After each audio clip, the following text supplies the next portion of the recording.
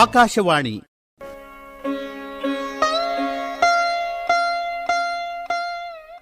ರೂಪಕ ಕಾಲಗರ್ಭದಲ್ಲಿ ಕಣ್ಮರೆಯಾದ ವೀರವನಿತೆಯರು.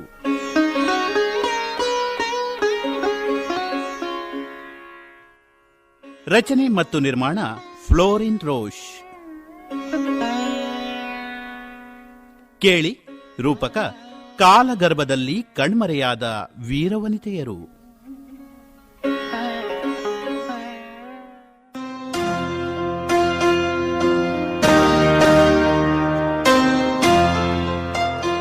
ಭಾರತದ ಅಹಿಂಸಾಮಯ ಸ್ವಾತಂತ್ರ್ಯ ಸಮರ ಇಡೀ ವಿಶ್ವವೇ ಬೆರಗಾಗಿ ಭಾರತದತ್ತ ತಿರುಗಿ ನೋಡುವಂತೆ ಮಾಡಿದ ಒಂದು ಅಪೂರ್ವ ಸಾಧನೆ.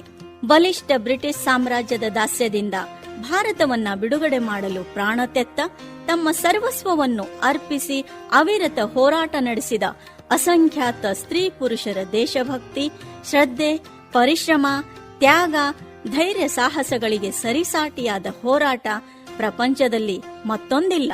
ಓ ನನ್ನ ದೇಶ ಬಾಂಧವರೇ, ಕಣ್ಣೀರ ಕಥೆಯಿದು ಕೇಳಿ, ಈ ದೇಶಕ್ಕಾಗಿ. ಭಾರತದ ಸ್ವಾತಂತ್ರ್ಯ ಸಂಗ್ರಾಮದ ಚರಿತ್ರೆಯಲ್ಲಿ ಕರ್ನಾಟಕಕ್ಕೆ ವಿಶೇಷ ಸ್ಥಾನವಿದೆ. ಅದರಲ್ಲೂ ಕಾಡು ಕಡಲಿನ ಪ್ರಕೃತಿ ಸೌಂದರ್ಯಕ್ಕೆ ಹೆಸರಾಗಿರುವ ಉತ್ತರ ಕನ್ನಡ ಜಿಲ್ಲೆಯಲ್ಲಿ ನಡೆದ ಉಪ್ಪಿನ ಸತ್ಯಾಗ್ರಹ ಮತ್ತು ಕರ ನಿರಾಕರಣ ಚಳುವಳಿ ಇಡೀ ದೇಶದ ಗಮನವನ್ನೇ ಕರ್ನಾಟಕದತ್ತ ಸೆಳೆದಿತ್ತು ಎಂಬುದು ಗಮನಾರ್ಹ. ಕರುನಾಡಿನ ಹೊನ್ನ ಕರುಣೆಯ ಋಣದಲ್ಲಿ ನೆಮ್ಮದಿಯ ಉಸಿರಿಂದ ಮುದದಿ ಬಾಳುವಿರಿ. ಈ ನಾಡಿಗೆ ನುಡಿಗೆ ಅನ್ಯಾಯ ಆದರೆ ಹೋರಾಟ ಮಾಡದಲೇ ಇರುವುದಕ್ಕೆ ಸರಿವಿರಿ. ಕರುನಾಡ ತ್ಯಾಗವನ್ನು ನೆನೆಯದೆ ಬಾಳುವಿರಿ. ಈ ಮಾತೆಯ ಒಲವ ಸುಧೆಯನ್ನೇ ಮರೆಯುವಿರಿ. ಕನ್ನಡವೇ ನಿತ್ಯದ ಸತ್ಯ ಜ್ಯೋತಿ, ಕನ್ನಡವೇ ಅದ್ಭುತದ ಅಮರ ಕೀರ್ತಿ. ಕನ್ನಡವೇ ನಿತ್ಯದ ಸತ್ಯ ಜ್ಯೋತಿ, ಕನ್ನಡವೇ ಅದ್ಭುತದ ಅಮರ ಕೀರ್ತಿ. ಕನ್ನಡದ ದುಡಿಮೆಗೆ ಒಂದಾಗಿರಿ, ಎಲ್ಲರೂ ಒಮ್ಮತದಿ ಮುಂದಾಗಿರಿ. ಕನ್ನಡದ ದುಡಿಮೆಗೆ ಒಂದಾಗಿರಿ, ಎಲ್ಲರೂ ಒಮ್ಮತದಿ ಮುಂದಾಗಿರಿ.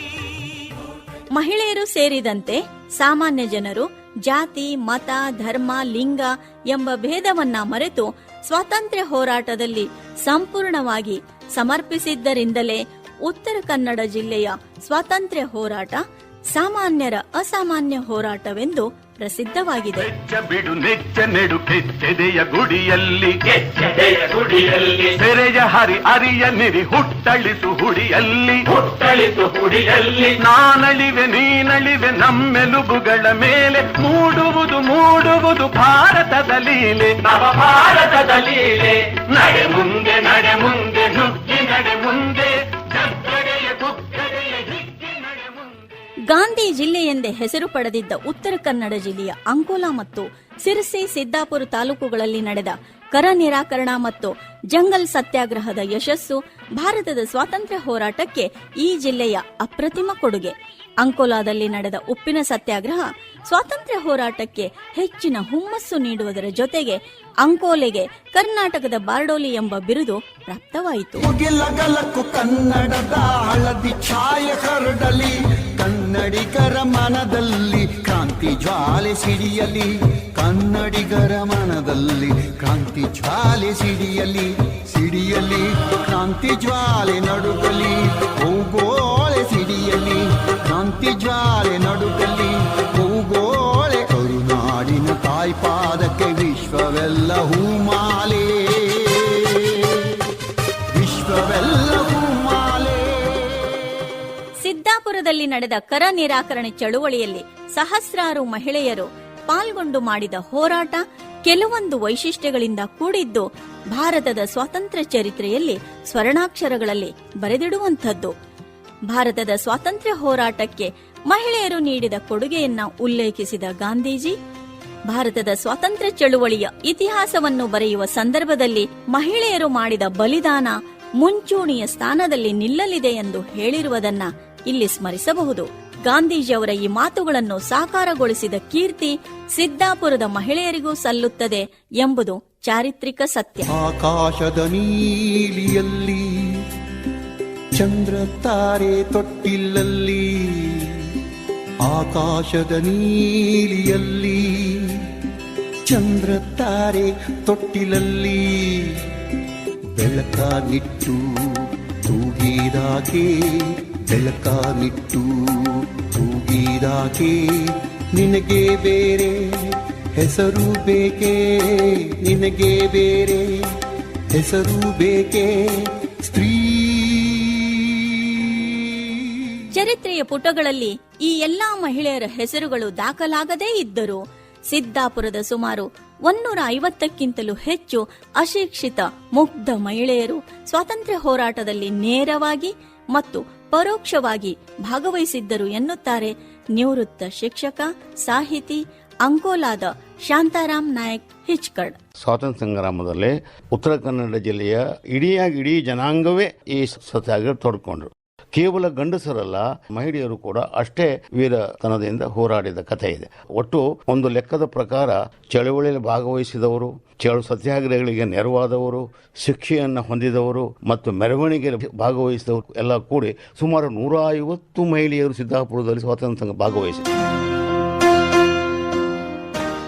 ಸಿದ್ದಾಪುರದ ಸ್ತ್ರೀ ಹೋರಾಟಗಾರರಿಗೆ ಚೇತನಾ ಶಕ್ತಿಯಾಗಿ ಅವರನ್ನ ಹುರಿದುಂಬಿಸಿ ಹೋರಾಟದಲ್ಲಿ ಧುಮುಕುವಂತೆ ಮಾಡಿದ ಕೀರ್ತಿ ಸರ್ದಾರ್ ವೆಂಕಟರಮಯ್ಯ ಮತ್ತು ಗೌರಮ್ಮ ದಂಪತಿಗಳದ್ದು. ಅವರ ಜೊತೆ ದೊಡ್ಡಮನೆ ಮಹಾದೇವಮ್ಮ, ಅತ್ತೆ ಸೊಸೆ ಜೋಡಿ ಕಲ್ಲಾಳ್ ಲಕ್ಷ್ಮಮ್ಮ ಮತ್ತು ಕಾವೇರಮ್ಮ, ಭುವನೇಶ್ವರಿ ಹೆಗಡೆ, ಸೀತಾಬಾಯಿ ಮಡಗಾಂವ್ಕರ್, ದೇವಿ ಹಸ್ಲರ್, ಹುಳಿಬೀಡು ದುಗ್ಗಮ್ಮ, ಹಂಜಿಬೈಲು ದುರ್ಗಮ್ಮ, ಭಾಗೀರಥಮ್ಮ, ಪಾರ್ವತಿಬಾಯಿ, ಶಿರಳಗಿ ಗಂಗಾಬಾಯಿ, ಇಡಕಲ್ಗದ್ದೆ ತಿಮ್ಮಮ್ಮ, ಹೆರಿಗೆ ಸರಸ್ವತಮ್ಮ ಮತ್ತು ಚರಿತ್ರೆಯ ಪುಟ ಸೇರದ 10 ಹಲವು ಮಹಿಳೆಯರು ಸ್ವಾತಂತ್ರ್ಯ ಹೋರಾಟದಲ್ಲಿ ಸಂಪೂರ್ಣವಾಗಿ ತೊಡಗಿಸಿಕೊಂಡವರು.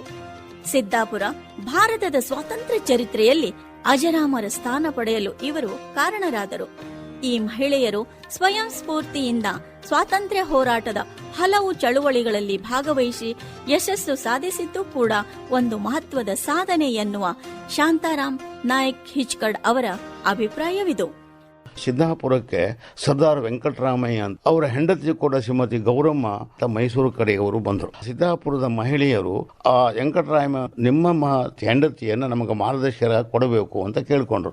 ಅವರು ಒಪ್ಪಿಕೊಂಡು ಅವರನ್ನು ಸಿದ್ದಾಪುರಕ್ಕೆ ಕರೆಸಿಕೊಳ್ತಾರೆ. ಸಿದ್ದಾಪುರದಲ್ಲಿ ಒಬ್ಬಳ ವಿಧವೆ ಮಹಾದೇವಿ ತಾಯಿ ಅನ್ನೋರಿದ್ರು. ಅವರು ಅದರ ಮುಖ್ಯ ನಿರ್ವಹಣೆಯನ್ನು ತಗೊಳ್ತಾರೆ. ಅಲ್ಲಿ ಕರಬಂದಿ ಸತ್ಯಾಗ್ರಹ ಪ್ರಾರಂಭವಾಗ್ತದೆ. ಅಂದರೆ ಸರ್ಕಾರದ ಕರವನ್ನು ಕೊಡದೇ ಇರುವುದು. ಕರ ಕೊಡದೇ ಇದ್ದ ಕೂಡಲೇ ಸರ್ಕಾರದವರು ಅವರ ಮನೆಯನ್ನು ಜಪ್ತು ಮಾಡ್ತಾರೆ. ದನ ಕರುಗಳನ್ನು, ಎಮ್ಮೆಗಳನ್ನು ಮತ್ತು ಚರ ಆಸ್ತಿ, ಕೊಡಪಾನ ಎಲ್ಲವುಗಳನ್ನು ಮಾರಾಟ ಮಾಡ್ತಾರೆ. ಆ ಸರ್ಕಾರದ ಕೆಲವು ಶಾನುಭೋಗರು, ಅವರ ಸಂಬಂಧಿಕರು ಅದನ್ನು ಪಡಿತಾರೆ. ಸೊರಬದ ರಾಮ ಹೆಗಡೆ ಎನ್ನುವರು ಆ ಎಮ್ಮೆಯನ್ನ ಈ ಲೀಲಾವಿನಲ್ಲಿ ತೆಗೆದುಕೊಳ್ತಾರೆ. ಸೊರಬಕ್ಕೆ ಹೋಗಿ ಸಿದ್ದಾಪುರದ ಮಹಿಳೆಯರು ಅವರ ಮನೆಯ ಹಿಂದೆ ಉಪವಾಸ ಮಾಡ್ತಾರೆ. ಅವರಿಗೆ ಬೇಕಷ್ಟು ಕಷ್ಟವನ್ನು ಕೊಡ್ತಾರೆ.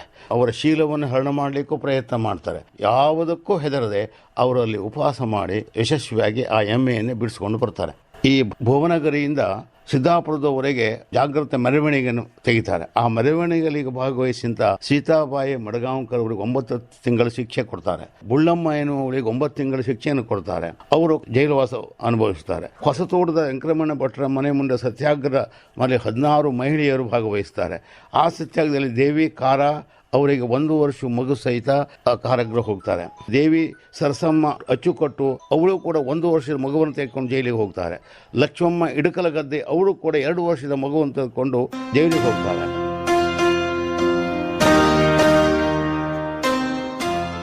ಸಿದ್ದಾಪುರ ತಾಲೂಕಿನ ಸ್ತ್ರೀ ಸ್ವಾತಂತ್ರ್ಯ ಹೋರಾಟದ ರೋಮಾಂಚಕಾರಿ ಘಟನೆ ಮಾವಿನಗುಂಡಿಯ ಅನ್ನ ಸತ್ಯಾಗ್ರಹ. ಈ ಹೋರಾಟ ಕರ ನಿರಾಕರಣೆಯ ವೀರಕತೆ ಎಂದು ದಾಖಲಿಸಲ್ಪಟ್ಟು ಇಡೀ ದೇಶದ ಗಮನವನ್ನ ಸೆಳೆದಿತ್ತು. ಮಾವಿನಗುಂಡಿಯಲ್ಲಿ ಈಗ ನಿರ್ಮಾಣಗೊಂಡಿರುವ ಮಹಿಳಾ ಸತ್ಯಾಗ್ರಹ ಸ್ಮಾರಕ ಸ್ವಾತಂತ್ರ್ಯ ಹೋರಾಟದಲ್ಲಿ ಸಿದ್ದಾಪುರದ ಸ್ತ್ರೀ ಹೋರಾಟಗಾರರು ತೋರಿದ ಆತ್ಮಸ್ಥೈರ್ಯ ಮತ್ತು ಸಂಕಲ್ಪ ಶಕ್ತಿಯ ದ್ಯೋತಕವಾಗಿದೆ ಎನ್ನುತ್ತಾರೆ ಎಸ್ಎಂ ಕುಶೆ ಕಾಲೇಜಿನ ಪ್ರಾಚಾರ್ಯ, ಉತ್ತರ ಕನ್ನಡ ಜಿಲ್ಲೆಯ ಸ್ಥಳೀಯ ಇತಿಹಾಸ ಕುರಿತು ಅಧ್ಯಯನ ಮಾಡಿರುವ ಡಾಕ್ಟರ್ ಲಕ್ಷ್ಮೀಶ್ ಹೆಗಡೆ ಸೊಂದ. ಸ್ವಾತಂತ್ರ್ಯ ಹೋರಾಟದಲ್ಲಿ ಉತ್ತರ ಕನ್ನಡ ಜಿಲ್ಲೆಯ ಸಿದ್ದಾಪುರ ತಾಲೂಕಿನ ಮಹಿಳೆಯರ ಪಾತ್ರ ಅದೊಂದು ವೀರಗಾಥೆ, ಅದೊಂದು ರೋಮಾಂಚಕಾರಿ ಸತ್ಯ ಘಟನೆ. ಮೈ ನವಿರೇಳಿಸುವ ಹೋರಾಟದ ಹಾದಿ. ಸಿದ್ದಾಪುರ ತಾಲೂಕಿನಲ್ಲಿ ಸ್ತ್ರೀ ಸತ್ಯಾಗ್ರಹಿಗಳು ದೇಶದ ಸ್ವಾತಂತ್ರ್ಯಕ್ಕಾಗಿ ತಮ್ಮ ಪ್ರಾಣವನ್ನೇ ತ್ಯಾಗ ಮಾಡಿದಂತಹ ಒಂದು ಘಟನೆ ಅಜರಾಮರವಾಯಿತು. ಅದರಲ್ಲೂ ವಿಶೇಷವಾಗಿ ಮಾವಿನಗುಂಡಿಯಲ್ಲಿ ನಡೆದ ಅನ್ನ ಸತ್ಯಾಗ್ರಹದ ಘಟನೆ ದೇಶದಾದ್ಯಂತ ಪ್ರಸಿದ್ಧಿಯನ್ನು ಪಡ್ಕೊಂಡಿತು.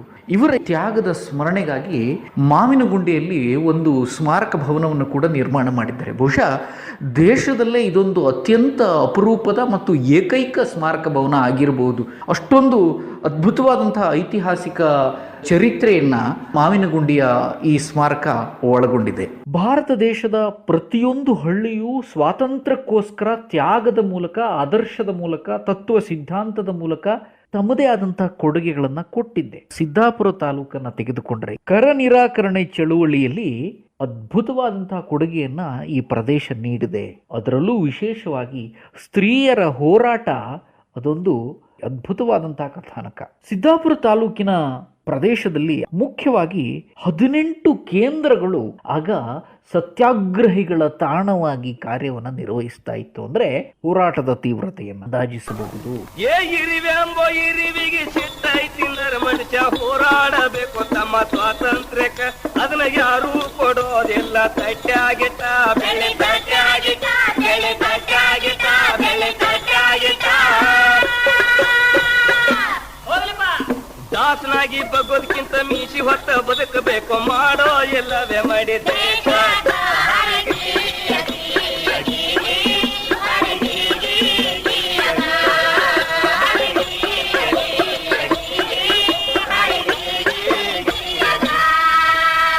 ಜೀವ ಹೋಗಲಿಳೋ ತೇಲಿ ತೇಲಿ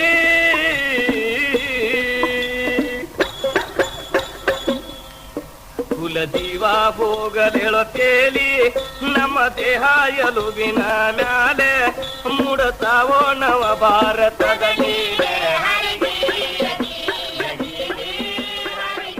ಗಾಂಧೀಜಿಯವರ ಕರೆಗೆ ಓಗೊಟ್ಟು ಮಾವಿನಗುಂಡಿಯ ಬಹಳಷ್ಟು ಮಹಿಳೆಯರು ಸತ್ಯಾಗ್ರಹದಲ್ಲಿ ಸಕ್ರಿಯವಾಗಿ ಭಾಗವಹಿಸಿದ್ದರು.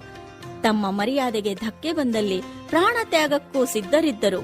ಸತ್ಯಾಗ್ರಹ ಹರತಾಳಗಳಲ್ಲಿ ಭಾಗವಹಿಸಿ ತಮ್ಮ ಉತ್ಕಟ ದೇಶ ಪ್ರೇಮ ಸಾಹಸಗಾಥೆಯನ್ನು ಮೆರೆದ ಈ ವೀರ ವನಿತೆಯರ ಕುರಿತು ತಮ್ಮ ಅಭಿಪ್ರಾಯಗಳನ್ನು ಹಂಚಿಕೊಳ್ಳುತ್ತಾರೆ ನಿವೃತ್ತ ಉಪನ್ಯಾಸಕಿ, ಇತಿಹಾಸದಲ್ಲಿ ಆಸಕ್ತಿ ಹೊಂದಿರುವ ಸಿರಸಿಯ ಡಾಕ್ಟರ್ ವಿಜಯ ನಳಿನಿ ರಮೇಶ್. ಉತ್ತರ ಕನ್ನಡ ಜಿಲ್ಲೆಯ ಸಿರಸಿ ಸಿದ್ದಾಪುರ ತಾಲೂಕಿನ ಮಹಿಳಾ ಸ್ವಾತಂತ್ರ್ಯ ಹೋರಾಟಗಾರ್ತಿಯರು. ಅದರ ಮುಖ್ಯವಾದ ಒಂದು ರೋಮಾಂಚಕಾರಿ ಘಟನೆ ಮಾವಿನಗುಂಡಿ ಸತ್ಯಾಗ್ರಹ.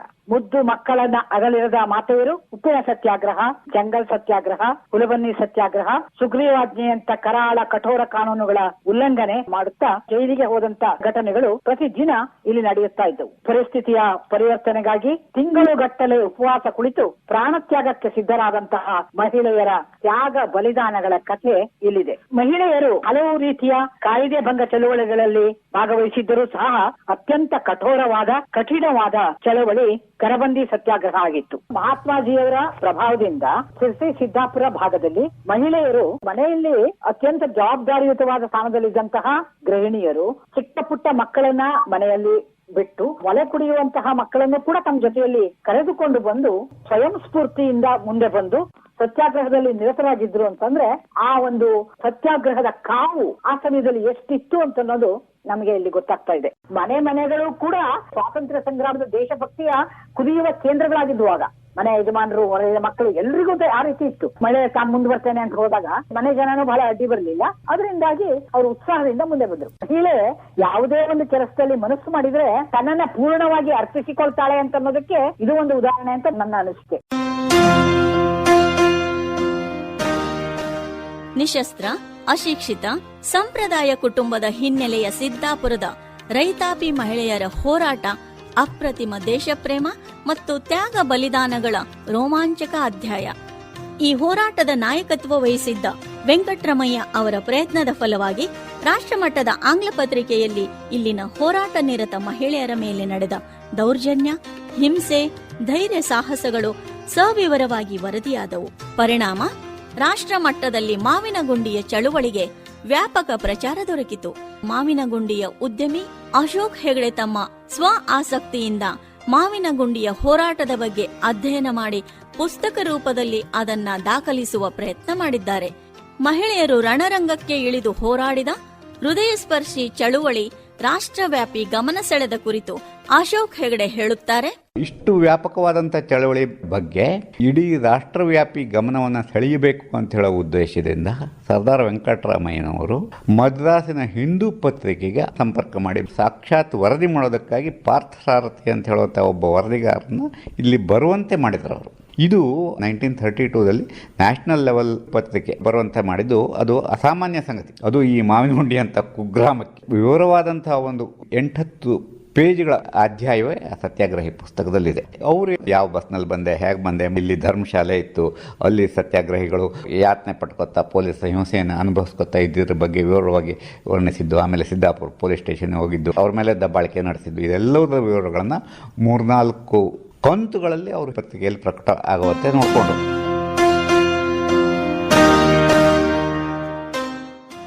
ಮಾವಿನಗುಂಡಿ ಸ್ತ್ರೀ ಹೋರಾಟಕ್ಕೆ ಪೂರಕವಾದ ಹಲವು ಕಾರಣಗಳಿದ್ದು ಮಹಿಳೆಯರು ದೊಡ್ಡ ಪ್ರಮಾಣದಲ್ಲಿ ಸತ್ಯಾಗ್ರಹ ಸಮರದಲ್ಲಿ ಭಾಗವಹಿಸಲು ನೆರವಾದವು.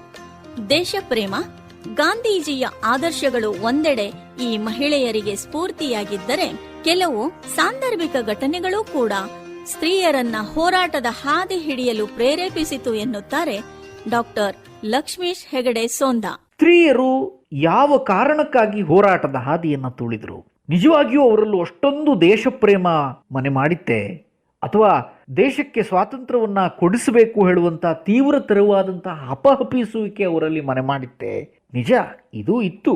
ಅವರಲ್ಲಿ ದೇಶಪ್ರೇಮ ಕೂಡ ಕೆಲಸ ಮಾಡಿತ್ತು. ಆದರೆ ಹೋರಾಟಕ್ಕೆ ಇನ್ನೊಂದು ಮುಖ ಇದೆ, ಸಾಂದರ್ಭಿಕವಾಗಿ ಬಂದಂತಹ ದೌರ್ಜನ್ಯ. ಅವರೆಲ್ಲರೂ ಬಹುತೇಕವಾಗಿ ಅವಿದ್ಯಾವಂತರೇ. ಬ್ರಿಟಿಷರಿಂದ ತಲೆದೋರಿದಂತಹ ಆ ಒಂದು ದೌರ್ಜನ್ಯ ಅವರನ್ನ ಹೋರಾಟದ ಹಾದಿಗೆ ಅನಿವಾರ್ಯವಾಗಿ ನೂಕಿತ್ತು ಅಂತಲೇ ಹೇಳಬೇಕು. ಆ ಕಾಲದಲ್ಲಿ ಬ್ರಿಟಿಷ್ ಆಡಳಿತದ ವ್ಯಾಪ್ತಿಯಲ್ಲಿ ಕೆಲಸವನ್ನ ಮಾಡ್ತಾ ಇದ್ದಂಥವರು ಮನೆ ಮನೆಗೆ ನುಗ್ಗಿ ಜಪ್ತಿಯನ್ನ ಮಾಡ್ತಾ ಇದ್ರಂತೆ. ಅಂತಹ ಸಂದರ್ಭವನ್ನ ಅವರು ದುರುಪಯೋಗ ಕೂಡ ಮಾಡ್ಕೊಳ್ತಾ ಇದ್ರು. ಮುಖ್ಯವಾಗಿ ಮನೆಯ ಸ್ತ್ರೀಯರ ಆಭರಣಗಳನ್ನೆಲ್ಲ ದೋಚ್ಕೊಂಡು ಹೋಗುವುದು, ಸ್ತ್ರೀಯರ ರಟ್ಟೆಯನ್ನ ಹಿಡಿದು ಹೊರಗೆ ಹಾಕುವುದು, ಅತ್ಯಾಚಾರದಂತಹ ದೌರ್ಜನ್ಯ ಕ್ರೌರ್ಯಯುತವಾದಂತಹ ಕಾರ್ಯವನ್ನ ಮಾಡುವಂಥದ್ದು, ಇಂತಹ ಘಟನೆಗಳು ಸಾಕಷ್ಟು ನಡೆದಿವೆ ಸಿದ್ದಾಪುರ ತಾಲೂಕಿನಲ್ಲಿ. ಅಂಥ ಒಂದು ಪರಿಸ್ಥಿತಿ ಅನಿವಾರ್ಯವಾಗಿ ಸ್ತ್ರೀಯರನ್ನ ಹೋರಾಟದ ಹಾದಿಯತ್ತ ಕರೆದುಕೊಂಡು ಬಂತು ಅಂತ ಹೇಳ್ತೇವೆ ನಾವು. ಅವರಲ್ಲಿ ತನ್ನ ದೇಶ, ತನ್ನ ಸಂಸ್ಕೃತಿ, ತನ್ನ ಭಾಷೆ ಹೇಳುವಂತ ಒಂದು ಭಾವನೆ ಇತ್ತು. ಆ ಭಾವನೆಯ ಜೊತೆಯಲ್ಲಿ ಉಂಟಾದಂತಹ ಸಾಂದರ್ಭಿಕ ದೌರ್ಜನ್ಯದ ಒಂದು ಸಂಗತಿ ಇದೆಯಲ್ಲ, ಅವರನ್ನ ಹೋರಾಟಗಾರ್ತಿಯರನ್ನಾಗಿ ಮಾಡ್ತಾರೆ. ಮನೆಯಲ್ಲಿ ಕೆಲಸ ಮಾಡ್ತಾ ಇದ್ದಂತಹ ಸಂಪ್ರದಾಯವಾದಿ ಸ್ತ್ರೀಯರನ್ನು ಕೂಡ ಸಾಮಾಜಿಕವಾಗಿ ಹೋರಾಟ ಮಾಡುವಂತಹ ಅನಿವಾರ್ಯತೆಯನ್ನ ಸೃಷ್ಟಿ ಮಾಡಿತು.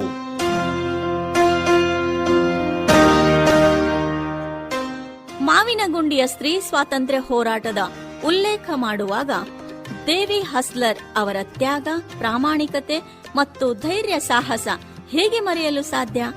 ಆಧುನಿಕತೆಯ ಗಂಧಗಾಳಿಯೂ ಇಲ್ಲದ ದೇವಿ ಹಸ್ಲರ್ ಪ್ರಾಮಾಣಿಕತೆಯನ್ನು ಮೆರೆದ ಅಶಿಕ್ಷಿತ, ಶೋಷಿತ ವರ್ಗಕ್ಕೆ ಸೇರಿದ ಬಡ ಮಹಿಳೆ. ಸ್ವಾತಂತ್ರ್ಯ ಹೋರಾಟದಲ್ಲಿ ನೇರವಾಗಿ ಭಾಗಿಯಾಗಿಲ್ಲದಿದ್ದರೂ ಹೋರಾಟದಲ್ಲಿ ತೊಡಗಿದವರಿಗೆ ನೆರವಾಗುವ ಮೂಲಕ ಪ್ರಾಮಾಣಿಕತೆ, ಆದರ್ಶ ಮೆರೆದ ಸಾಕಾರ ಮೂರ್ತಿ. ದೇವಿ ಹಸ್ಲರ್ ಅವರ ತ್ಯಾಗ, ತಪಸ್ಸು ಮತ್ತು ನಿಸ್ವಾರ್ಥ ಗುಣಗಳ ಮನ ಕಲಕುವ ಅಂಶಗಳನ್ನ ಶಾಂತಾರಾಮ್ ನಾಯಕ್ ಹಿಚ್ಕಡ್ ನಮ್ಮ ಮುಂದಿಡುತ್ತಾರೆ. ಸಿದ್ದಾಪುರದಲ್ಲಿ ಸತ್ಯಾಗ್ರಹದಲ್ಲಿ ಭಾಗವಹಿಸಿದವರಲ್ಲಿ ಹಸಲರ ದೇವಿ ಪ್ರತ್ಯಕ್ಷವಾಗಿ ಚಳುವಳಿಯಲ್ಲಿ ಭಾಗವಹಿಸಿ ಜೈಲಿಗೆ ಹೋದವರಲ್ಲ. ಆದರೆ ರಾಮಕೃಷ್ಣ ಹೆಗಡೆಯ ಮಂತ್ರ ನಾಗೇಶ್ ಹೆಗಡೆ ಎನ್ನುವರು ಸತ್ಯಾಗ್ರಹದಲ್ಲಿ ಭಾಗವಹಿಸಿದರು. ಅವರು ಮನೆಯಿಂದ ಜೈಲಿಗೆ ಹೋಗುವಾಗ ತನ್ನ ಒಂದು ಕಬ್ಬಿಣದ ಕೊಡದಲ್ಲಿ ಎಲ್ಲ ಬಂಗಾರವನ್ನ ಇಟ್ಟು ತಮ್ಮ ತೋಟದಲ್ಲಿ ಹುಗಿದು ಹೋಗ್ತಾರೆ. ಅವರ ಆವರದಲ್ಲಿ ಅವ್ರ ಮನೆ ಕೆಲಸ ಮಾಡುತ್ತಿರುವಂತಹ ಈ ಹಸಲರ ದೇವಿ ಜೋರಾಗಿ ಮಳೆ ಬಂದ್ರಿಂದ ಕೊಡವನ್ನು ಹುಗಿದಿಟ್ಟ ಜಾಗ ತೊಳೆದು ಹೋಗ್ತದೆ. ಆ ಕೊಡ ಮೇಲ್ ಕಾಣ್ತದೆ. ಆಗ ದೇವಿ ಅವರ ಮನೆಯ ತೋಟದಲ್ಲಿ ಕೆಲಸ ಮಾಡ್ತಿರುವಾಗ ಅವಳಿಗೆ ನೋಡ್ತಾಳೆ. ಆದ್ರೆ ಅವಳ ಗಂಡ ಆಶೆಬುರುಕನಾಗಿದ್ದ. ಅವನಿಗೆ ಗೊತ್ತಿಲ್ಲದ ಹಾಗೆ ಅವಳು ಆ ಕೊಡವನ್ನ ತನ್ನ ಮನೆಯ ಅಡುಗೆ ಮಾಡುವ ಒಲೆಯ ಮುಂದೆ ಗಂಡ ಇಲ್ಲಿದ್ದಾಗ ಹೊಂಡವನ್ನು ತೋಡಿ ಅಲ್ಲಿ ಹೋಗಿರ್ತಾಳೆ. ಗಂಡನೇ ಅವ ಮಾರ್ಬೋದು, ಇದು ಮಾಡ್ಬೋದು ಅಂದ್ಕೊಂಡು. ಆಮೇಲೆ ನಾಗೇಶ್ ಹೆಗಡೆಯವರು ಜೈಲಿನ ತಿರುಗಿ ಬಂದ ಮೇಲೆ ಏನೂ ಇಲ್ಲ ಆಗಿತ್ತು ಅವರಿಗೆ. ಒಂದು ರಾತ್ರಿ ಇವಳು ತಗೊಂಡೋಗಿ ಒಡೆಯ ನಿಮ್ಮದು ನಿಮಗೆ ಅಂತ ಕೊಡ್ತಾಳೆ. ಅವರಿಗೆ ಇದಾಗಿ ಅವಳಿಗೆ ಕೈ ಮುಗಿತಾನೆ. ಕೊನೆಗೆ ಇದರ ಅರ್ಧ ಭಾಗವನ್ನು ನೀ ತೆಗೆದುಕೊಳ್ಬೇಕು. ಇಲ್ಲ ಒಡೆಯ, ಸಾಧ್ಯನೇ ಇಲ್ಲ, ನಿಮಗೆ ಹೀಗೆ ದೇವಿ ಹಾಗೆ ನೋಡ್ತಿದ್ರು ಜನ. ಅಕ್ಷರ ಗೊತ್ತಿಲ್ಲ, ಏನು ಸ್ವಾತಂತ್ರ್ಯ ಏನು ಗೊತ್ತಿಲ್ಲ. ನಿಷ್ಠೆ ಸ್ವಾತಂತ್ರ್ಯಕ್ಕೆ ಹೋರಾಡಿದವರ ಇದು ರಕ್ಷಣೆ ಮಾಡಬೇಕು ಅನ್ನುವ ಉದ್ದೇಶ ತನ್ನ ಗಂಡನಿಗೂ ತಿಳಿಸದೆ ಮಾಡೋದು ದೊಡ್ಡ ಸಾಹಸ. ಒಬ್ಬ ಸಾಮಾನ್ಯ ಹೆಂಗಸವಳು, ಅವಳಿಗೆ ಆಶೆ ಇವೆಲ್ಲ ಇತ್ತು. ಮನಸ್ಸು ಮಾಡಿದರೆ ಅದನ್ನೆಲ್ಲ ಮರೆಮಾಚಬಹುದಾಗಿತ್ತು. ಅಂಥ ಒಂದು ಸಿಗಲಿಕ್ಕೆ ಸಾಧ್ಯ ಇಲ್ಲ. ಸಿದ್ದಾಪುರ ಮಾವಿನಗುಂಡಿಯ ದೊಡ್ಮನೆ ಮನೆತನದ ಬಾಲ ವಿಧವೆ ಮಹಾದೇವಿ ಹೆಗಡೆ ಗೌರಮ್ಮ ಜೊತೆಗೂಡಿ ಮಹಿಳಾ ಹೋರಾಟಕ್ಕೆ ಮುಂದಾಳತ್ವ ನೀಡಿದವರು. ಪೊಲೀಸ್ ಕ್ರೌರ್ಯವನ್ನ ಕೆಚ್ಚೆದೆಯಿಂದ ಎದುರಿಸಿದವರು.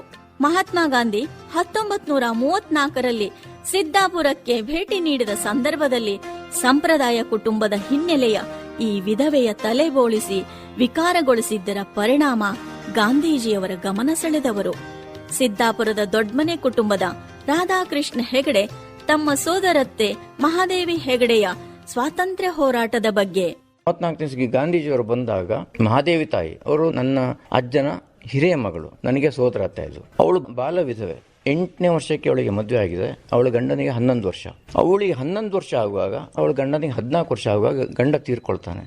ನಮ್ಮಲ್ಲಿ ಆವಾಗಿನ ಒಂದು ಟ್ರೆಡಿಷನ್ ಪ್ರಕಾರ ತಲೆಯನ್ನು ಬೋಳಿಸ್ತಾ ಇದ್ರು.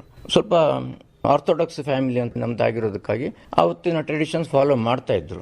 ತಲೆನ ಬೋಳಿಸ್ತಾ ಇದ್ರು, ಬಿಳಿ ಸೀರೆ ಉಟ್ಕೊಂಡಿದ್ರು. ಗಾಂಧೀಜಿಯವರು ಬಂದಾಗ 34ನೇ ಇಸ್ವಿ ಅಂತ 28 ವರ್ಷದ ಪ್ರಾಯದ ಹೆಂಗಸು ತಲೆ ಬೋಳಿಸ್ಕೊಂಡಿದ್ದು ನೋಡಿ ಗಾಂಧೀಜಿಯವರು ನನ್ನ ಅಜ್ಜನ ಹತ್ರ ಕೇಳಿದ್ರು, ಇವಳು ಯಾಕೆ ಹೀಗೆ ತಲೆ ಬೋಳಿಸ್ಕೊಂಡಿದ್ದಾಳೆ ಅಂತ ಹೇಳ್ಕೊಂಡು. ಆವಾಗ ಅಜ್ಜ ಹೇಳಿದರು, ನಮ್ಮಲ್ಲಿ ಟ್ರೆಡಿಷನ್ ಹೀಗಿದೆ, ಈ ಥರ ಆಗಿದೆ ಅವಳ ಲೈಫಲ್ಲಿ, ಹಾಗಾಗಿ ತಲೆ ಬೋಳಿಸಿದ್ದೇವೆ ಅಂತ ಹೇಳ್ಕೊಂಡು ಹೇಳಿದರು. ಗಾಂಧೀಜಿಯವರು ಕೇಳಿದಂತೆ ನಮ್ಮ ಜೊತೆಗೆ ಅವರನ್ನು ಕಳಿಸ್ಕೊಡ್ತೀರಾ ಅಂತ ಹೇಳ್ಕೊಂಡು. ನನ್ನ ಅಜ್ಜ ಮಗಳ ಹತ್ರ ಕೇಳಿದರು, ನೀನು ಹೋಗ್ಲಿಕ್ಕೆ ತಯಾರಿದ್ಯಾ ಗಾಂಧೀಜಿಯವ್ರ ಜೊತೆಗೆ ಅಂತ. ಆಯಿತು, ನಾನು ಹೋಗ್ತೇನೆ ಅಂತ ಹೇಳಿದರು. ಹೀಗೆ ಗಾಂಧೀಜಿಯವ್ರ ಜೊತೆಗೆ ಮಹಾದೇವತೆ ಅವರು ಹೋಗಿದ್ದಾರೆ. ಅವರು ಹೋಗಿದ್ದು ಬಹುಶಃ ಪವನಾರ ಆಶ್ರಮಕ್ಕೆ ಗಾಂಧೀಜಿ ಜೊತೆಗೆ ಹೋಗಿದ್ದಾರೆ. ಅಲ್ಲಿ 1 ವರ್ಷ ಗಾಂಧೀಜಿ ಜೊತೆಗೆ ಇದ್ದು ಆಮೇಲೆ ಅವರು ವಿನೋಬಾ ಭಾವೆ ಅವ್ರ ಜೊತೆಗೆ ಹೋಗಿದ್ದಾರೆ. ಆಮೇಲೆ ಆಯುಷ್ಯ ಪೂರ್ತಿ ವಿನೋಬಾ ಭಾವೆ ಜೊತೆಗೆ ಕಳೆದಿದ್ದಾರೆ.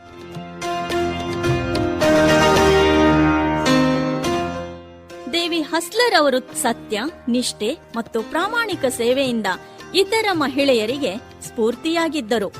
ಅಷ್ಟೇ ಅಲ್ಲ, ಅವರ ತ್ಯಾಗಮಯ ಹೋರಾಟ ಅಸ್ಪೃಶ್ಯತೆ ಹೋಗಲಾಡಿಸುವ ಅಗತ್ಯದ ಸಂದೇಶವನ್ನ ಇಡೀ ದೇಶಕ್ಕೆ ನೀಡಲು ನೆರವಾಯಿತು. ಈ ಸಂದೇಶ ದೇಶಕ್ಕೆ ಸಿದ್ದಾಪುರದ ಮಹಿಳೆಯರ ಮಹತ್ತರ ಕೊಡುಗೆ ಎಂಬ ಅಭಿಪ್ರಾಯ ವ್ಯಕ್ತಪಡಿಸುತ್ತಾರೆ ಮಹಾದೇವಿ ಹೆಗಡೆಯ ಮೊಮ್ಮಗ, ಸಿದ್ದಾಪುರದ ಆಯುರ್ವೇದ ಮಹಾವಿದ್ಯಾಲಯ ನಡೆಸುತ್ತಿರುವ ಶಶಿಭೂಷಣ್ ಹೆಗಡೆ. ಸ್ವಾತಂತ್ರ್ಯ ಹೋರಾಟದ ಬಗ್ಗೆ ಕೆಲವು ವಿಷಯಗಳನ್ನ ನಾನು ಬಾಲಕನಾಗಿದ್ದಾಗ ಹೇಳ್ತಿದ್ರು. ದೇವಿ ಹಸ್ಲರ್ ಅವರನ್ನ ತನ್ನ ಪಕ್ಕಕ್ಕೆ ಇಟ್ಕೊಂಡು that sent a message to the country. ಸಿದ್ದಾಪುರದಿಂದ ಹೋಯ್ತು ಅದು. ರಾಜಕೀಯ ಸ್ವಾತಂತ್ರ್ಯ ಸಿಗೋಕ್ಕಿಂತ ಮುಂಚೆ ಅಸ್ಪೃಶ್ಯತೆ ವಿರುದ್ಧ ಸ್ವಾತಂತ್ರ್ಯ ಪಡಿಬೇಕು ಹೇಳುವಂಥದ್ದು ಗಾಂಧೀಜಿಯವರು ಸಿದ್ದಾಪುರದಿಂದ ಕೊಟ್ಟಂತ ಸಂದೇಶ. ಗಾಂಧೀಜಿಯವರ ಪ್ರತಿ ನಡೆ ಯಾವ ರೀತಿಯಾದಂತಹ ಒಂದು ಸ್ಟ್ರಾಟಜಿಕ್ ವಿಚಾರ ಇರ್ತಿತ್ತು ಹೇಳುವಂಥದ್ದನ್ನೆಲ್ಲ ಹೇಳ್ತಿದ್ರು ಮಹಾದೇವಿ ತಾಯಿಯವರು. ಮಹಿಳೆಯರು ಇವತ್ತಿನ ಪರಿಸ್ಥಿತಿ ಇರಲಿಲ್ಲ, ಅವತ್ತು ವಿದ್ಯೆ ಇರಲಿಲ್ಲ, ಮನೆ ಚೌಕಟ್ಟು ದಾಟ್ ಹೊರಗಡೆ ಹೋಗುವಂತ ಸ್ವಾತಂತ್ರ್ಯ ಇರಲಿಲ್ಲ. ಗಾಂಧೀಜಿಯವರು ವಿನೋಬಾ ಅವರು ಅದಕ್ಕೆ ಆ ಜನರನ್ನ ಅಪೀಲ್ ಮಾಡಿದ್ರು. ಅವ್ರಿಗೆ ಗೊತ್ತಿತ್ತು ನಮಗೆ ರಾಜಕೀಯ ಸ್ವಾತಂತ್ರ್ಯ ಸಿಗೋದಕ್ಕಿಂತ ಮುಂಚೆ ಕಲ್ಚರಲ್ ಸ್ವಾತಂತ್ರ್ಯ ಬೇಕು, ಅಂಥದ್ರ ವಿರುದ್ಧ ಹೋರಾಟ ಮಾಡಬೇಕು ಅನ್ನುವಂಥದ್ದು ಗೊತ್ತಿತ್ತು. ಒಂದು ಕಡೆ ಅಗತ್ಯನೇ ಇಲ್ಲದೆ ಮಹಿಳೆಯರನ್ನಾಗ್ಲಿ ಅಥವಾ ಶೋಷಿತರನ್ನಾಗ್ಲಿ ತುಳಿತಕ್ಕೆ ಒಳಗಾದಂತ ಸಿಸ್ಟಮ್ ಅನ್ನ ಹೊರಗಡೆ ಕಳಿಸೋದ್ರ ಮೂಲಕ ರಾಜಕೀಯ ಸ್ವಾತಂತ್ರ್ಯ ತೆಗೆದುಕೊಂಡು ಬಂದ್ರು. ದೇವಿ ಹಸ್ಲರ್ ಅವರನ್ನ ತನ್ನ ಪಕ್ಕಕ್ಕಿಟ್ಕೊಂಡು ಗಾಂಧೀಜಿಯವ್ರು ಕೊಟ್ಟಂತ ಮೆಸೇಜ್ ಇದೆಯಲ್ಲ, just imagine how strong it could have been. ಇದೆಲ್ಲ ಸಿದ್ದಾಪುರದಲ್ಲಿ ಆಯ್ತಲ್ಲ ಹೇಳುವಂತ ಒಂದು ಹೆಮ್ಮೆ ನಮಗಿದ್ದೇ ಇದೆ. ಮಾವಿನಗುಂಡಿ ಸ್ತ್ರೀ ಹೋರಾಟ ರಾಷ್ಟ್ರ ಮಟ್ಟದಲ್ಲಿ ಗಮನ ಸೆಳೆಯಿತಾದರೂ ತದನಂತರ ದುರ್ದೈವವೆಂಬಂತೆ ಈ ಹೋರಾಟಕ್ಕೆ ಸಿಗಬೇಕಾದ ಮಹತ್ವ ಮತ್ತು ಪ್ರಚಾರ ಸಿಗಲಿಲ್ಲ. ಹೋರಾಟ ಮಾಡಿದ ಬಹಳಷ್ಟು ಮಹಿಳೆಯರ ಹೆಸರುಗಳೂ ಕೂಡ ಎಲ್ಲೂ ದಾಖಲಾಗಿಲ್ಲ ಎಂಬುದು ಅಷ್ಟೇ ವಿಷಾದನೀಯ. ಕಾಲಗರ್ಭದಲ್ಲಿ ಅವರು ಕಣ್ಮರೆಯಾದರು. ಮಹಿಳೆಯರನ್ನ ವಿದ್ಯಾವಂತರಾಗಿರ್ಲಿ ಅವಿದ್ಯಾವಂತರಾಗಿರ್ಲಿ ಒಂದು ಸಮಾಜದಿಂದ ಒಂದು ವ್ಯವಸ್ಥೆಯಿಂದ ಸಂಪೂರ್ಣವಾಗಿ ಹೊರಗಿಡಕ್ಕೆ ಸಾಧ್ಯ ಇಲ್ಲ. They are equal partners in the society. ಅವರ ಡಿಸೆಂಡೆಂಟ್ಸ್ ಆದಂತ ನಮಗೆ ಹೆಮ್ಮೆ ಇದೆ. ತಮ್ಮ ಇತಿಮಿತಿಯಲ್ಲಿ ಸತ್ಯಾಗ್ರಹದಲ್ಲಿ ಪಾಲ್ಗೊಳ್ಳೋದ್ರ ಮೂಲಕ, ಬಂಧನಕ್ಕೊಳಗಾಗೋದ್ರ ಮೂಲಕ, ಪೂರ್ಣಾವಧಿ ಸ್ವಾತಂತ್ರ್ಯ ಹೋರಾಟಗಾರರಾಗಿ ಕೆಲಸ ಮಾಡೋದ್ರ ಮೂಲಕ ಗಮನ ಸೆಳೆದಿದ್ದಾರೆ ರಾಷ್ಟ್ರದ. ಸಿದ್ದಾಪುರನ ದಕ್ಷಿಣದ ಬಾರ್ಡೋಲಿನ ಈ ರೀತಿಯಾಗಿ ಸುಮ್ಮನೆ ಕರೆಯೋದಿಲ್ಲ. ಮಹಾದೇವಿ ತಾಯಿಯವರು ಬಹಳ ಜನ ಮಹಿಳೆಯರನ್ನ ಲೀಡ್ ಮಾಡಿದ್ದು. ಕರ ನಿರಾಕರಣೆ ಇರ್ಬೋದು, ಕ್ವಿಟ್ ಇಂಡಿಯಾ ಇರ್ಬೋದು, ಸ್ಥಾನಿಕವಾಗಿ ಎಲ್ಲ ಹೋರಾಟಗಳಲ್ಲೂ ಫುಲ್ ಫ್ಲೆಜ್ಡ್ ಪಾರ್ಟಿಸಿಪೇಷನ್ ಸಿದ್ದಾಪುರದಲ್ಲಿತ್ತು. ಬಹಳ ಜನ ಆಗೋಗಿದ್ದಾರೆ ಪಾಪ, ದುರ್ದೈವ, ಕಾಲದ ಗರ್ಭದಲ್ಲಿ ನೀನಾಗ್ಬಿಟ್ಟಿದ್ದಾರೆ. ಬಹಳಷ್ಟು ಜನರದ್ದು ಹೆಸರು ಡಾಕ್ಯುಮೆಂಟ್ ಆಗಿಲ್ಲ. ಬಹಳಷ್ಟು ಜನರನ್ನ ನೆನಪು ಮಾಡ್ಕೊಳ್ಳಿಕ್ಕೆ ಅವರ ಮುಂದಿನ ತಲೆಮಾರು ಕೂಡ ಇವತ್ತು ಹೋಗ್ಬಿಟ್ಟಿದ್ದಾರೆ. ಇದು ಆಗ ಡಾಕ್ಯುಮೆಂಟ್ ಆಗಿದ್ರೆ ಬೇರೆ ರೀತಿಯಾಗಿರ್ತಿತ್ತು. ನಾವು we are finding it very hard to document it. ನಂತರ ತಲೆಮಾರಿಗೆ ಅದು ಗೊತ್ತಿಲ್ಲ. ಏನೋ ತನ್ನ ಅಜ್ಜಿನೋ ತನ್ನ ತಾಯಿನೋ ಸ್ವಾತಂತ್ರ್ಯ ಸಂಗ್ರಾಮದಲ್ಲಿ ಇದ್ರು ಅಂತ ಹೇಳಿ ಗೊತ್ತಿದೆ ಬಿಟ್ರೆ ಅವ್ರು ಎಲ್ಲಿ ಜೈಲಿಗೆ ಹೋದ್ರು, ಎಲ್ಲಿ ಹೋರಾಟದಲ್ಲಿ ಭಾಗವಹಿಸಿದ್ರು, ಯಾರ್ಯಾರ ಸಂಪರ್ಕಕ್ಕೆ ಬಂದು ಯಾರ್ಯಾರ ಪ್ರಭಾವಕ್ಕೆ ಒಳಗಾದ್ರು, ಇದು ಯಾವುದು ಡೀಟೇಲ್ಸು ನಮ್ಮಲ್ಲಿ ಲಭ್ಯ ಇಲ್ಲ ಹೆಚ್ಚು. ಕೇವಲ ಚರಿತ್ರೆಯ ಪುಟಗಳಲ್ಲಿ ಮಾತ್ರವಲ್ಲ, ಅವರ ಮಕ್ಕಳಿಗೆ, ಕುಟುಂಬದ ಸದಸ್ಯರಿಗೆ ಮತ್ತು ಸ್ಥಳೀಯರಿಗೂ ಕೂಡ ಈ ಹೋರಾಟಗಾರರ ಸಾಧನೆ, ಪರಾಕ್ರಮ, ಅವರು ಅನುಭವಿಸಿದ ಚಿತ್ರಹಿಂಸೆ, ಕಷ್ಟ ನಷ್ಟ ಕುರಿತು ಕಿಂಚಿತ್ತೂ ಮಾಹಿತಿ ಇಲ್ಲ ಎಂಬ ಕಠೋರ ಸತ್ಯವನ್ನ ಅರಗಿಸಿಕೊಳ್ಳುವುದು ಕಷ್ಟವೇ. ಹೋರಾಟಗಾರ್ತಿ ಕಲ್ಲಾಳ ಕಾವೇರಮ್ಮನವರ ಮಗ ಲಕ್ಷ್ಮೀನಾರಾಯಣ್ ಭಟ್ ಅವರ ಮಾತುಗಳು ಈ ಕರಾಳ ಸತ್ಯಕ್ಕೆ ಸಾಕ್ಷಿ. ಬಹಳಷ್ಟು ಶ್ರಮ ವಹಿಸಿ ಹೋರಾಟ ಮಾಡಿ ಅವರು ಎಲ್ಲರ ಸಂತಿಗೆ ಹೋಗಿ ಜೈಲೆಲ್ಲ ಸೇರಿ 6 ತಿಂಗಳೆಲ್ಲ ಜೈಲೆಲ್ಲ ಆಗಿತ್ತು, ಕಷ್ಟಪಟ್ಟಿದ್ದೀನಿ ಅಂತ ಹೇಳ್ತಿದ್ರು. ಅವ್ರು ಸ್ವಾತಂತ್ರ್ಯ ಸೇರಿದಾಗ ನಾವು ಸಣ್ಣಕ್ಕಿದ್ವಿ. ಮಾವಿನಗುಂಡಿಲಿ ಉಪ್ಪಿನ ಸತ್ಯಾಗ್ರಹಗಳೆಲ್ಲ ಮಾಡಿದ್ರು. ರಾಧಾಕೃಷ್ಣ ಇದ್ದಾರಲ್ಲ, ಅವ್ರ ಅತ್ತೆ ಮಹಾದೇವಮ್ಮ ಹಳವರು ಮತ್ತೆ ಭುವನೇಶ್ವರಿ ಹೆಗಡೆ ಅವರೆಲ್ಲ ಸೇರ್ಕೊಂಡು ಅಲ್ಲಿ ಉಪ್ಪಿನ ಸತ್ಯಾಗ್ರಹ ಮಾಡ್ತಿದ್ರು. ನಾವು ಅವಾಗೆಲ್ಲ ಹೋರಾಟ ಮಾಡಿದ್ವಿ, ಸಿಕ್ಕಾಪಟ್ಟೆ ತ್ರಾಸ ಅನುಭವಿಸಿದ್ದೇವೆ. ನಾವು ಹೆಚ್ಚಿನ ವಿಚಾರವಾಗಿ ನಮ್ಮ ಹತ್ರ ಏನು ಹೇಳಲಿಲ್ಲ. ನಮಗದು ಹೆಚ್ಚಿನ ಬಳಕೆ ಇಲ್ಲೇ ಇಲ್ಲ. ಅದ್ರ ಬಗ್ಗೆ ನಮಗೆ ತಿಳ್ಕೋಬೇಕು, ಮಾಡಬೇಕು ಅನ್ನೋ ಒಂದು ಆಸಕ್ತಿ ಸಹ ಇಲ್ಲ.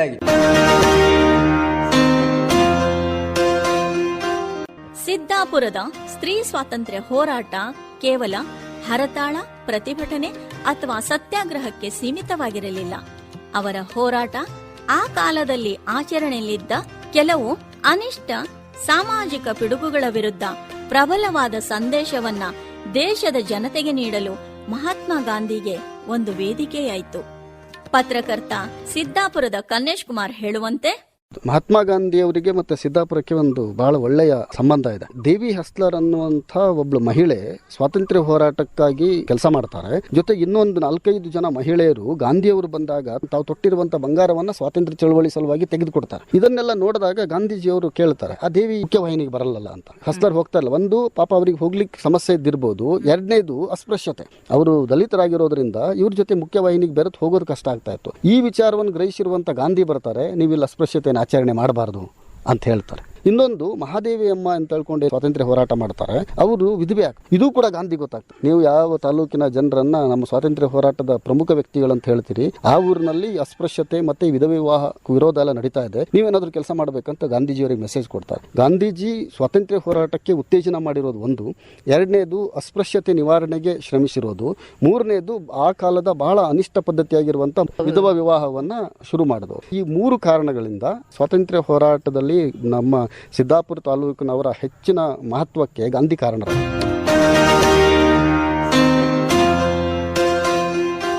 ಮಹಿಳೆಯರು ಮನಸ್ಸು ಮಾಡಿದರೆ ಯಾವುದೇ ಕೆಲಸ ಅಸಾಧ್ಯ ಅಲ್ಲ ಎಂಬ ಸತ್ಯವನ್ನು ಸಾಧಿಸಿ ತೋರಿಸಿದ ಕೀರ್ತಿ ಸಿದ್ದಾಪುರದ ಸ್ತ್ರೀ ಹೋರಾಟಗಾರರಿಗೆ ಸಲ್ಲುತ್ತದೆ.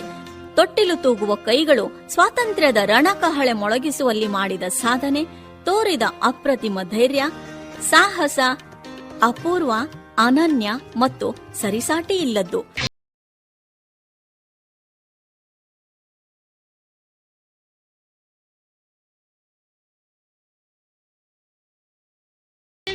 ಮಹಿಳೆಯರನ್ನ ಅಬಲೆ ಎಂದು ಕರೆಯುವುದು ನಿಂದನೀಯ ಎಂಬ ಗಾಂಧೀಜಿಯವರ ನುಡಿಗಳನ್ನ ಸಾಕಾರಗೊಳಿಸಿದವರು.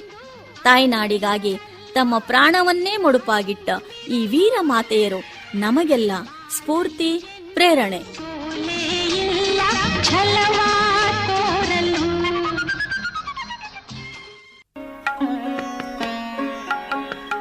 ಕಾಲಗರ್ಭದಲ್ಲಿ ಕಣ್ಮರೆಯಾದ ವೀರವನಿತೆಯರು ರೂಪಕ ಪ್ರಸಾರವಾಯಿತು.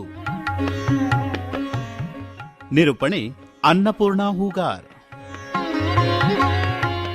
ನಿರ್ಮಾಣ ಸಹಕಾರ ಸಂಧ್ಯಾ ಮಂಗೇಶ್ಕರ್. ರಚನೆ ಮತ್ತು ನಿರ್ಮಾಣ ಫ್ಲೋರಿನ್ ರೋಷ್.